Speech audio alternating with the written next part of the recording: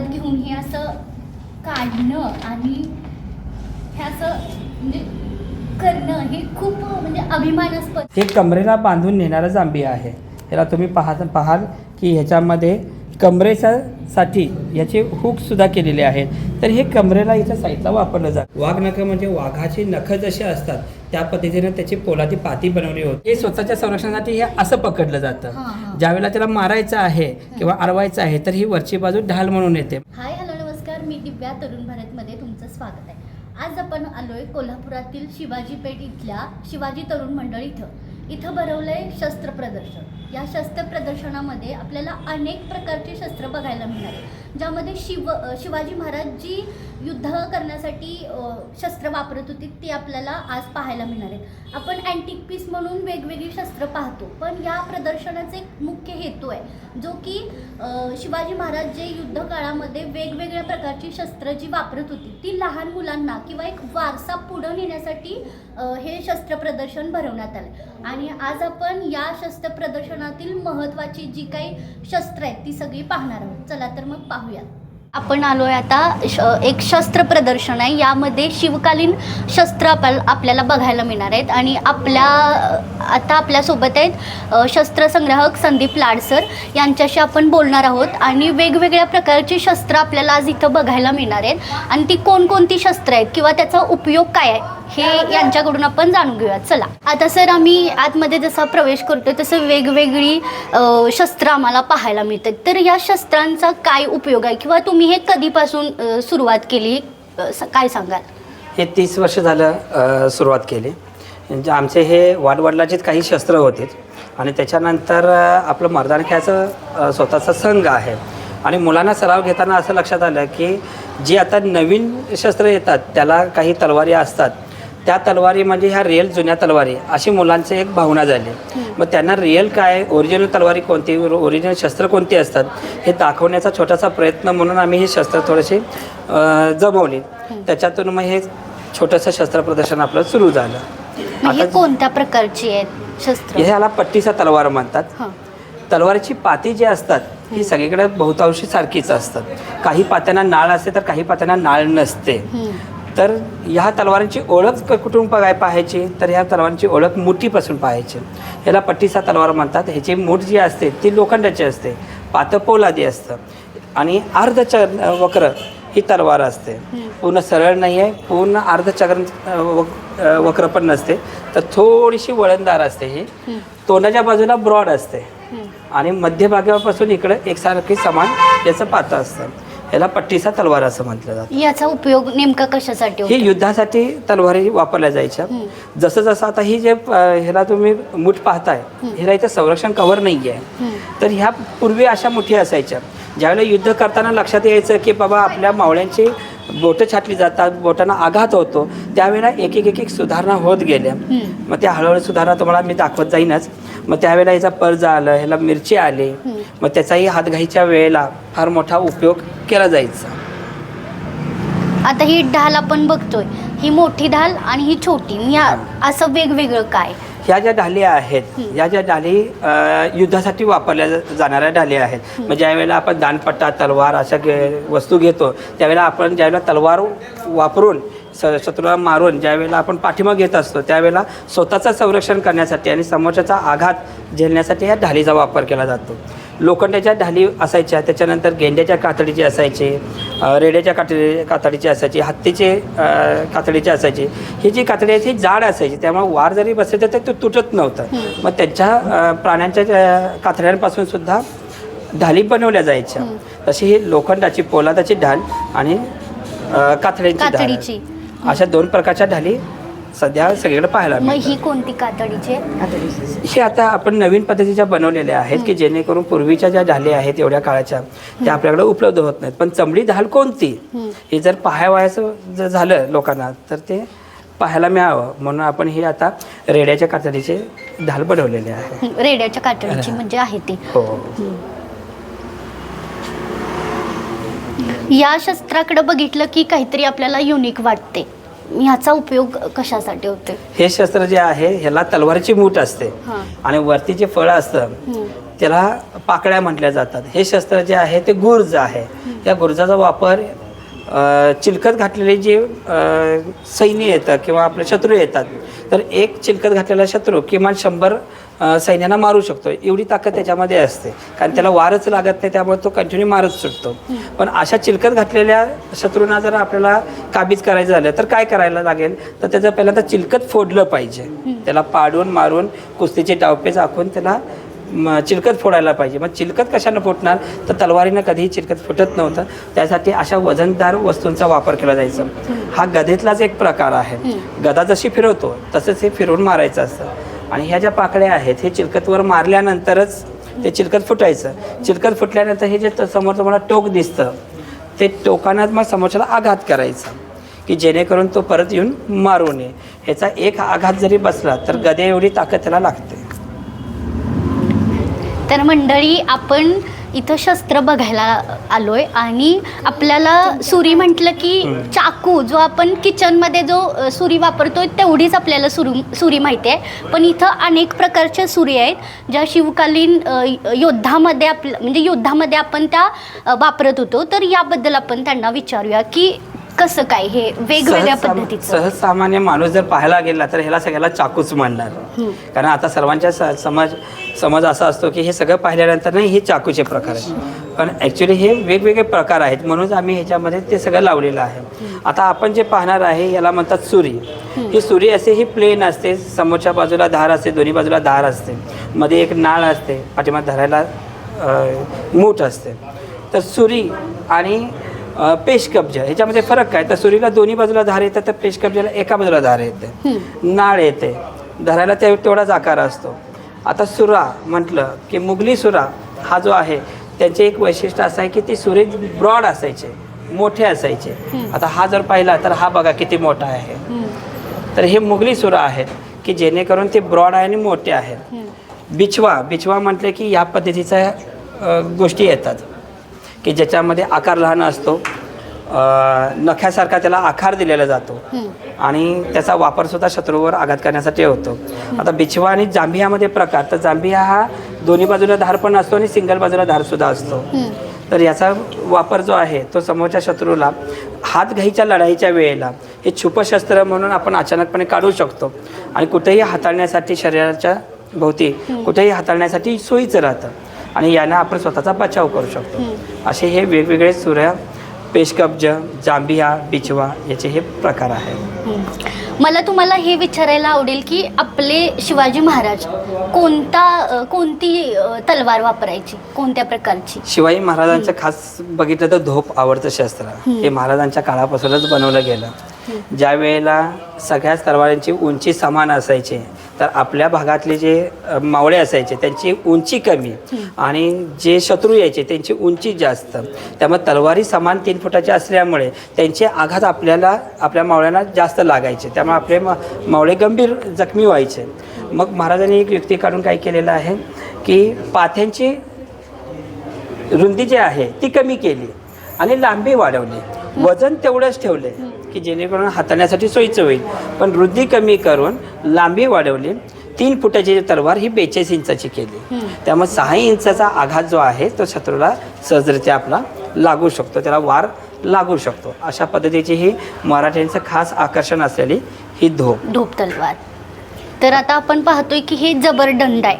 हे जबरदंड म्हणजे नेमकं काय आहे? जबरदंड म्हणजे आताच्या काळातला मार्शल आर्टमधला नानचाकू.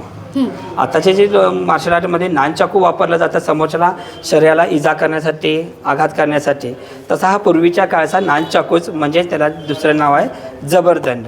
हे 2 प्रकारचे असायचे. हे लोखंडाचा गोळासुद्धा असायचा आणि लाकडी गोळासुद्धा असायचा. हे कमरेला बांधलं जायचं. ज्या वेळेला आपल्याला असं वाटतं की एखादा प्राणी आपल्या अंगावर यायला लागला आहे किंवा एखादा शत्रू अंगावर यायला लागला आणि आपल्याला कुठलं शस्त्र नाही आहे, तर त्यावेळेला कमरेचा हा जबरदंड काढून शत्रूवर आघात करून आपण आपला स्वतःचा बचाव करू शकत होतो. अशा पद्धतीची याची रचना. ह्याला साखळीमध्ये असते, त्यामुळे ह्याचा जो वार आहे हा वरमी बसतो, कारण लूज येणारी कुठलीही गोष्ट शरीराला प्रदर्शन लागते. तसं याचा जो आघात आहे याचा फार मोठा आघात शरीराला इजा पोहोचवणारा आहे. हे 2 बाजूला हे काय आहे? हे शीख लोकांचं पवित्र शस्त्र आहे. ते शीख लोक जे आहेत त्यांचं हे पवित्र आध्यात्मिक शस्त्र आहे आणि ते स्वतःच्या संरक्षणासाठी त्यांना परमिशन आहे ते स्वतःच्या संरक्षणासाठी ते स्वतःसोबत कायम ठेवतात. मग ती तलवार असो किंवा अशी पवित्र शस्त्र असो हे आपल्यासोबत ठेवत असतात. तर अश्मयुगीन काळामध्ये शिकार करण्यासाठी मनुष्य भाल्याचा उपयोग करायचा. तर आपल्या इकडं अनेक प्रकारचं भाल आहे, ज्यामध्ये अश्वकुंत भाला आहे, पदातकुंत भाला आहे. म्हणजे आपल्याला नावंसुद्धा माहिती नाही आहेत सर्वसामान्य लोकांना. ते भालं इथं आपले संदीप लाड सर आहेत, त्यांनी हे संग्रहित केलेत. तर त्याबद्दल आपण त्यांना विचारूया, काय सांगाल? हे भाल्याचे विविध प्रकार आहेत. हा जो भाला दिसतो मोठा, हा मानकरी भाला आहे. मानकरी भाला म्हणजे सभेमध्ये, राजदरबारामध्ये जे मानानं उभे असतात राजांचे शेजारी, त्याला म्हणतात मानकरी. हे विशेषतः ज्यांचा सन्मान आहे, मान आहे, अशाच लोकांच्याकडे हे मानकरी भाले असायचे आणि त्यांची जबाबदारी असायची की त्या ठिकाणी त्यांनी उभारलं पाहिजे. त्याच्यानंतर अश्वकुंत म्हणजे घोड्यावरून ज्यावेळेला युद्ध व्हायचं त्यावेळेला हलका भाला लागायचा की जेणेकरून एका हाताला ते वजन पेललं जाईल आणि ती किमान 7 ते 8 फुटाची काठी असते समोर. त्यामुळे शत्रूला मारण्यासाठी, आघात करण्यासाठी हे अशा पद्धतीचे भाले वापरले जायचे. पादाकुंत भाला म्हणजे आपण सैन्य आपल्या जमिनीवरून ज्यावेळेला युद्धाला जातं चालत त्यावेळेला हे भाले वापरले जाते. ह्याला 5 फुटाची काठी आणि हे फळ असं 6 फुटाचा हा भाला तयार होतो. हा एवढा छोटा भाला हा लहान मुलांच्यासाठी खास सरावासाठी केलेला आहे. हे जे छोटे छोटे मुलं आपले असतात त्या मुलांनी सुद्धा युद्धाचा सराव लहानपणापासून करावा. मग त्यांना मोठे भाले दिले तर त्यांच्या उंचीनुसार ते येत नाही किंवा त्याचं वजन त्यांना पेलत नाही. अशामुळे ते लहान भाले तयार करून त्याला ते सरावासाठी दिलेले असतात. हे अंकुश हा हत्तीला काबीज करण्यासाठी वापरला जातो. ज्यावेळेला हत्ती आपल्या आवाक्याच्या बाहेर जातो त्यावेळेला त्याला कुठेतरी काबीज करणं गरजेचं असतं. मग काबीज करत असताना त्याला दुखेल असं कुठली गोष्ट लागणार अंकुशदार, मग त्याच्या कानाच्या इथं हा अंकुश वापरला जातो. म्हणजे त्या मानेच्या बाजूला त्याला आघात करून त्याला थांबवलं जातं. ते जेणेकरून तो हत्ती जर जास्त प्रमाणामध्ये तीव्र असेल तर तो शांत होतो. हे जे आहेत हे निशाणी भाले आहेत. याला युद्धाच्या वेळेला समोरच्याला जर दाखवायचं असेल की आम्ही कोण आहोत आणि कोण युद्धाला आलेला आहे तर समोरासमोरील युद्धाच्या वेळेला आपल्या घोड्यावरून एक मावळा हा समोर ह्याला झेंडा लावून हा निशाणी घेऊन जायचा. मग त्या झेंड्यावरून ओळखायचे की हे आपल्यासाठी युद्धाला कोण आलेलं आहे. मग हे निशाणी भाले आहे की जेणेकरून घोड्यावरून युद्धाचा पुकार करण्यासाठी जातात.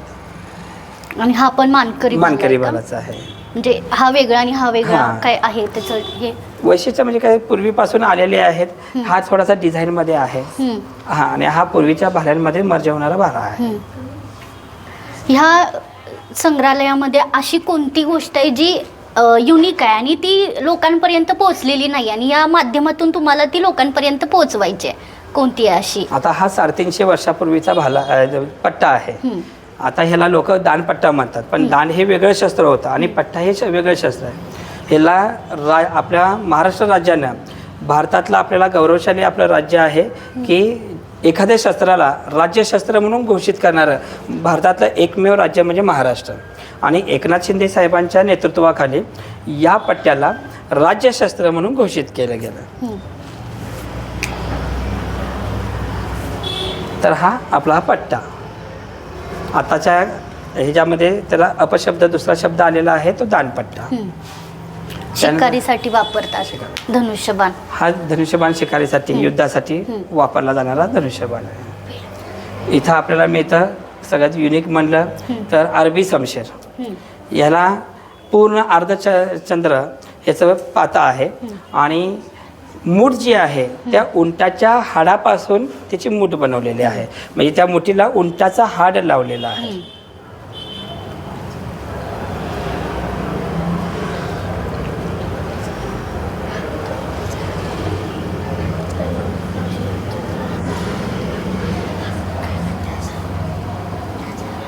पण इथं आता आपण इथं पाहतोय की हे मगराच्या आकाराचं काहीतरी आपल्याला दिसते. ह्याचं नाव आणि ह्याचा उपयोग काय आहे? नाही, हे जे दिसते ते अँटिक लुकसाठी ठेवलेले आहेत. म्हणजे आत्ताच्या जमान्यातली ही शस्त्र शस्त्र, आहेत की जेणेकरून मुलांनाही सुद्धा जुन्या शस्त्रांबरोबर नवीन शस्त्रांची ओळख व्हावी याच्यासाठी काही शस्त्र निवडक आपण तिथे ठेवलेले आहेत. आता त्याच्या भोवतीनं जे दिसतात त्याला कुकरी म्हटले जातं. हे कुकरी नेपाळमधील लोकांचं खास शस्त्र आणि स्वतःच्या संरक्षणासाठी नेपाळी जे लोक आहेत ते आपल्या कमरेला कायम कुकरी लावून फिरत असतात. याची धरण्याची मूठ जी आहे ती लाकडाची असते आणि पाता असतं ते पोलादी असतं. त्याच्यामुळे याचा आघात सुद्धा चाकूच्या आघातापेक्षा जास्त तीव्र होतो.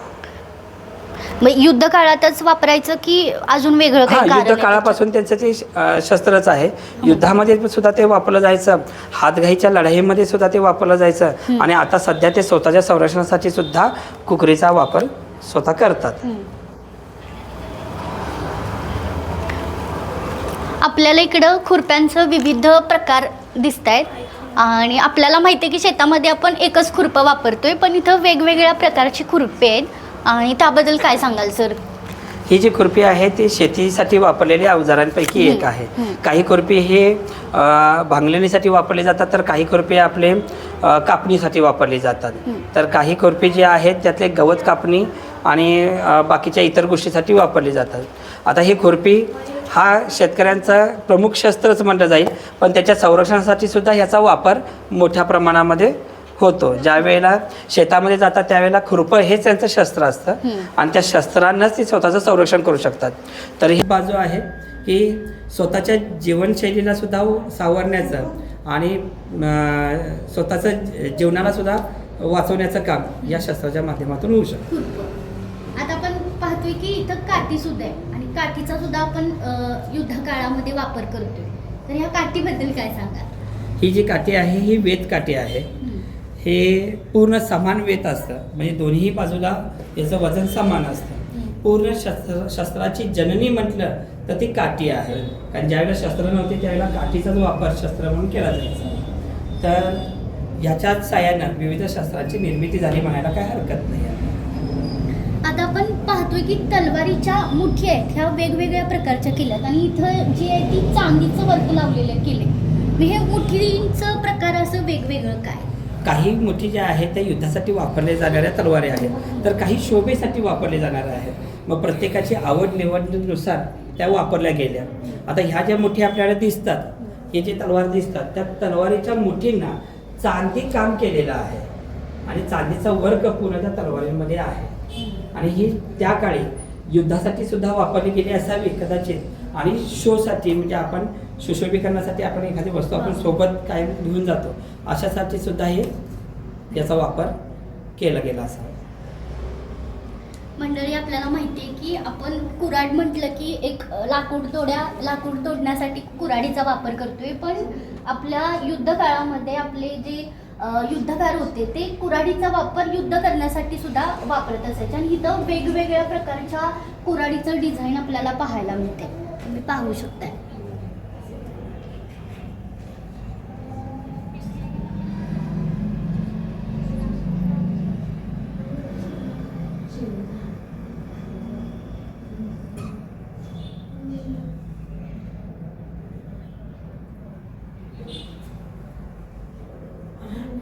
यातल्या काही कुऱ्हाडी जे आहेत ते एकाच पोलादामध्ये बनवल्या गेलेल्या आहेत, त्याला जोड नाही आहे. तर काही कुऱ्हाडींना जोड आहे.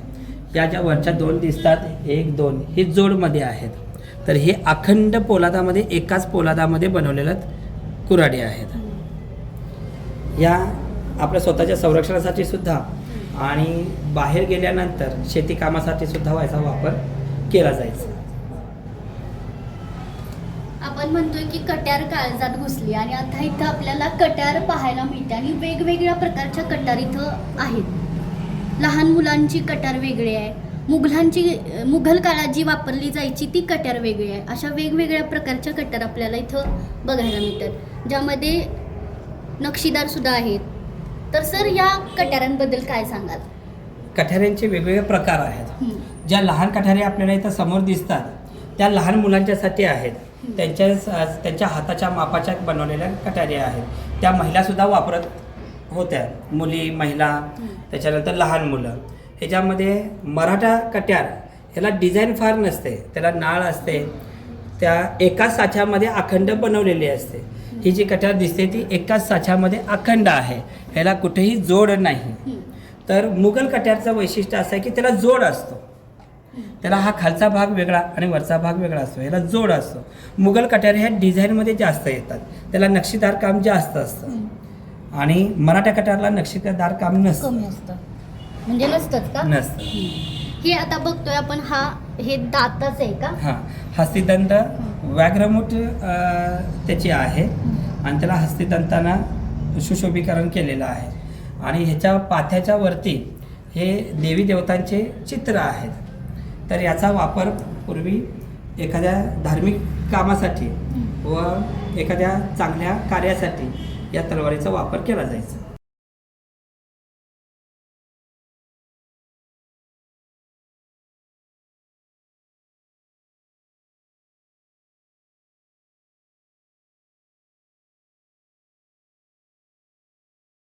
इकडं आपण पाहतोय की हे काळविटाच्या शिंगाचे हे मूठ लावल्या, तर ह्याबद्दल काय सांगाल? ह्याचं वैशिष्ट्य असं आहे की ह्याचं पाथं जे आहे ते खूप कमी लांबीचं आहे, जाडीचं आहे आणि ह्याला लांब भरपूर आहे. तर ही युद्धाच्या वेळेला कितीही काळ वापरले, कितीही वेळ वापरलं तरी हात दुखत नव्हते किंवा आपल्याला त्रास होत नव्हता. त्यामुळे ही सर्वांची लाडकी आणि आवडती तलवार म्हटली तरी हरकत नाही. तर याच्या मुठीचा जो भाग आहे त्याला काळविटाचं शिंग बसवलेलं आहे. याचा वापर जो आहे त्या काळविटाच्या शिंगाचं जे टोक आहे त्या टोकाचा वापर चाकूसारखा केला जायचा. म्हणजे समोरून आलेल्या शत्रूला मारण्यासाठी तलवारीचं पातं वापरलं जायचं, तर पाठीमागचं टोक हे चाकूसारखं समोरच्या शत्रूला मारण्यासाठी त्याचा वापर होत होता.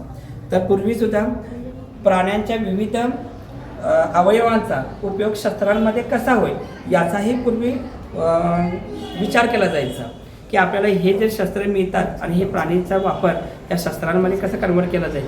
अशी बरीच शस्त्र आहेत की त्यांचा वापर या शस्त्रांमध्ये केलेला आहे. आपण आता पाहतोय की हे माडू आहे आणि माडू म्हणजे की अँटिक नाव आपल्याला जाणवते की काय आहे हे माडू म्हणजे ढालीचा एक प्रकार आहे आणि या प्रकाराबद्दल आपण सरांच्याकडून जाणून घेऊया. काय सांगाल सर? माडूचा हा वापर हा काळविटाच्या शिंगापासून बनवलेलं हे सुंदर असं शस्त्र आहे. मी मगाशी तुम्हाला सांगितलं की विविध प्राण्यांच्या शरीरापासून काही उपयोग होऊ शकतो का, तर काही प्राण्यांच्या कातड्यांपासून ढाल बनवली जाते, तर काही प्राण्यांच्या हाडांपासून मुठी बनवल्या गेल्या, तर तसंच हे काळविटाच्या शिंगापासून हा माडू बनवला गेला. याच्यावर तलवारीचा आघात केला तरी हे माडू तुटत नाही, इतकं हे घट्ट आणि कठीण असतं. तर याचा ढाल म्हणून सुद्धा वापर होतो आणि चाकूसारखा वर्मी वार मारण्यासाठी सुद्धा याचा वापर केला जातो. तर याचा आघात ज्यावेळेला पोटामध्ये बसतो त्यावेळेला पहा तुम्ही की हे पूर्ण गोल आणि वक्र आकाराचा आहे. त्यामुळं शरीराच्या आतमध्ये गेलं की आतड्यांना सुद्धा याची गंभीर इजा होते. त्यामुळे मारल्यानंतर शत्रू हा 99% बरा होतच नाही असा ह्याचा वार वर्मी बसतो. हे जोडकाम केलेलं आहे, हे सिंगल हातात घ्यायचं की जोडून तर कसं हे स्वतःच्या संरक्षणासाठी हे असं पकडलं जातं. ज्यावेळेला त्याला मारायचं आहे किंवा अडवायचं आहे तर ही वरची बाजू ढाल म्हणून येते. म्हणजे मुठीची बाजूला संरक्षण हे करतं आणि साईडच्या बाजूला याचं संरक्षण होतं.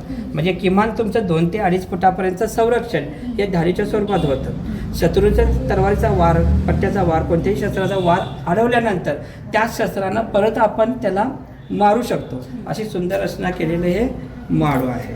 म्हणजे शत्रू जर समोरून येत असेल तर हे आपण समोरून वापरू शकतो अडवण्यासाठी, येत असेल तर आपण त्याला मारण्यासाठी वापरतो. त्याचे जे हे टोक आहे हे ह्या टोकाचा वापर त्याला आघात करण्यासाठी, त्याला मारण्यासाठी, त्याचं पोट फाडण्यासाठी, याच्यासाठी याचा सुंदर वापर होऊ शकतो. अजून काय आहे का? ही जुल्फिकार तलवार ही दिल्लीमधली आहे. आपण सगळ्या तलवार बघितल्या, पण ही झुल्फिकार तलवार काय आहे ते आपण जाणूया. ही तलवार पैगंबर मोहम्मद यांनी युद्धात अली यांना दिली होती. तर ह्या तलवारीचं वैशिष्ट्य असं आहे की पुढे तुम्हाला कात्रीसारखे 2 भाग त्याला टोकाकडे पाहायला मिळतात आणि ते खूप अंकुचितदार आहेत. टोकापासून वरती ब्रॉड होत गेलेले आहेत, म्हणजे मोठे पातळ होत जातं आणि परत त्याला निमुळता भाग येतो. हे ज्यावेळेला शत्रूला मारलं जातं किंवा एखाद्याचा आघात केला जातो किंवा पोटामध्ये भोकसण्यासाठी याचा वापर होतो, त्यावेळेला खूप वर्मी वार बसतो, त्यामुळे शत्रू हा याच्यामध्ये जगतच नाही, तो तिथंच धारातीर्थ पडू शकतो. तर इतकं सुंदर आणि ह्याचं वजनसुद्धा इतर तलवारीपेक्षा जास्त असतं, त्यामुळे याला जुल्फिकार तलवार अशी म्हटले जाते. या तलवारीची रचनासुद्धा आपल्या मराठा धोपेसारखी तुम्हाला पाहायला मिळते. याला मिरची असते, खोगळा असतो, हे सगळी जी रचना आहे हे मराठा धोपेसारखीच याची रचना आहे. याचं पातं जे आहे ते पोलादी असतं आणि मूठ जी आहे ती लोखंडाची बनवलेली असते. आता युद्ध करण्यासाठी महत्त्वाचा पार्ट म्हणजे चिलखत असते. चिलखत आपल्याला घालावंच लागते, त्याशिवाय पर्याय नाही. मग या चिलखताबद्दल काय सांगा? हे जे चिलखत आहे हे लहान बाळाचं चिलखत आहे. आपण जे कायम पाहतो ते मोठ्यांचं चिलखत पाहतो, पण ज्या वेळेला शत्रू आपल्या घरापर्यंत येतो, अंगणापर्यंत येतो, आपल्या दारापर्यंत येतो, त्यावेळेला आपल्या बाळाचं सुद्धा संरक्षण केलं गेलं पाहिजे, अशा हिशोबाने ह्या चिलखतचा वापर होतो. तर हे चिलखत तुम्ही पाहाल की हे पोलादी आहे आणि साखळदंडाने केलेलं आहे. ह्याला पूर्ण साखळीचा आणि पोलादाचा वापर आहे. तर याच्यावर जर एखादा तलवारीचा चुकून वार बसला तर आपल्या लहान बाळाला इजा होऊ नये याची दक्षता घेतली जाते. ह्याच्यातलं जे मोठं चिलखतचे खूप प्रकार आहेत. तर ह्याच्यामध्ये साखळीचं पूर्ण चिलखत येऊ शकतं, पोलादाचं पूर्ण चिलखत येऊ शकतं. तर जो मावळा किंवा जो राजा आहे, सरदार आहे, तो कोणत्या पद्धतीचं चिलखत वापरणार आहे त्याच्यावर खूप काही गोष्टी अवलंबून असायच्या आणि सर्रास सगळीजणं साखळीचं चिलखत वापरलं जायचं की जेणेकरून तुम्हाला ह्याच्यामध्ये सुद्धा पाहायला मिळेल की हे चिलखत जे घातल्यानंतर पूर्ण शरीराचा भाग कवर होतो, हातापासून आपल्या गुडघ्यापर्यंतचा भाग कवर होतो आणि ह्याच्यातले अर्धेसुद्धा असतात की जे नुसतं हाताचा भाग नसतो, फक्त शरीराच्या भागासाठी सुद्धा असतं. तर हे किमान 15 किलोच्या वजनाचं चिलखत असतं. 10 ते 15 किलो वजन घालून मग शत्रूबरोबर आपल्याला युद्ध करायचं असतं. मग अशा वेळेला हे फार कमी लोकांच्याकडे चिलखत असायचं. प्रत्येक सैन्याला आपण चिलखत हे देऊ शकत नव्हतो. तर काही महत्त्वाचे जे आपले मावळे असतील, राजे असतील, ज्यांचा युद्धामध्ये मोठा सहभाग आहे, तर त्यांच्या नेतृत्वाखाली आपलं सैन्य लढणार आहे, तर अशा काही ठराविक सरदार लोकांना या चिलखतचा वापर केला जायचा. त्याच्याबरोबर हे शिरस्त्र म्हणजे आपल्या डोक्याचं संरक्षण व्हायला पाहिजे.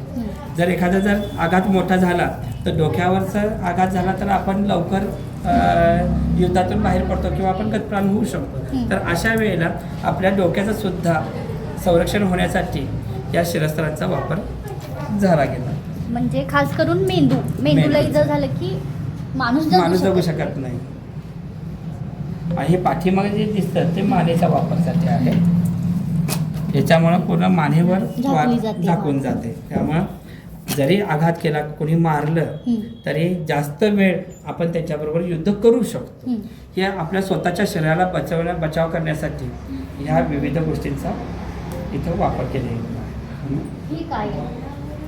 हे जे आहे ते दस्तान आहे. हे दस्तान म्हणजे आपल्या हाताच्या मनगटापासून हाताच्या खोपरापर्यंत भागाचं संरक्षण करण्यासाठी. जर आपण तलवारीनं युद्ध करायला लागलो तर हाताच्या मनगटापासून खोपरापर्यंत जर आघात झाला तर आपला मावळा युद्ध करू शकत नव्हता. इजा झाल्यानंतर आपण ते तलवार वापरू शकत नव्हता. तर अशा वेळेला त्याला इजा होऊ नये याच्यासाठी काय काय केलं गेलं पाहिजे की त्याच्यासाठी मग ह्या दस्तानचा वापर. तर हे दस्तान आहे ते हाताच्या मनगटापासून खोपरापर्यंत घातलं जातं आणि याच्यामुळे कितीही शत्रूने वार केले तर याचा ढालीसाठी वापरसुद्धा होतो आणि आपल्या स्वतःच्या बचावासाठी सुद्धा त्याचा वापर केला जातो.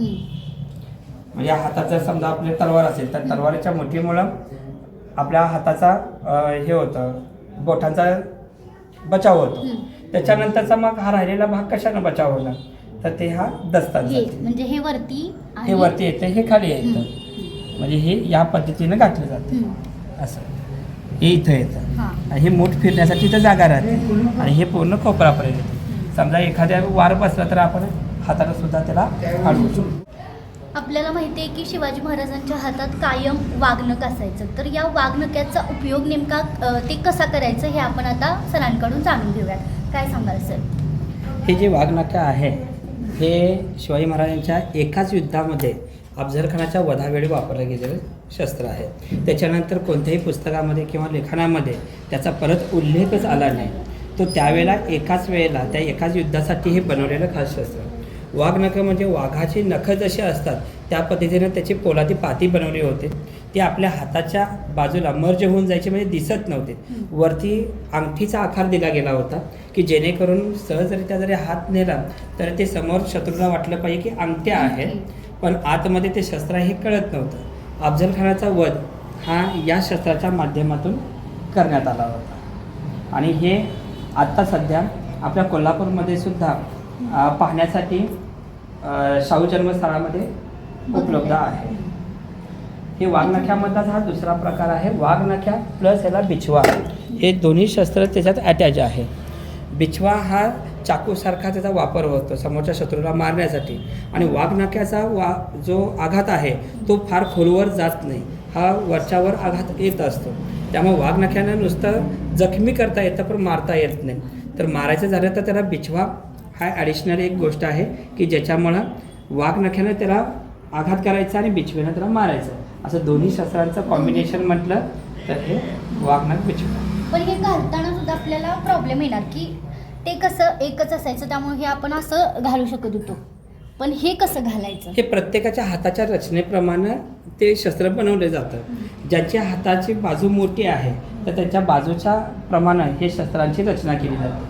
हे शस्त्र कोण वापरणार आहे त्याच्यावर ते बनवलं जातं. मी इतिहासामध्ये सांगितलं गेलंच किंवा मी आत्तासुद्धा सांगतो आहे की वाघनख हे एकदाच युद्धाच्या वेळेला महाराजांच्याच मापाचं बनवलं गेलं. त्याच्यानंतर वाघनख बनवलं नाही. दुसरं वाघनख जे बनवलं गेलं, जे साताऱ्यामध्ये दिलं गेलं, ते भेट स्वरूपामध्ये दिलं गेलं. पण त्याच्यानंतर वाघाच्या नख्यांचा किंवा या वाघनख्यांचा कुठेही उल्लेख नाही.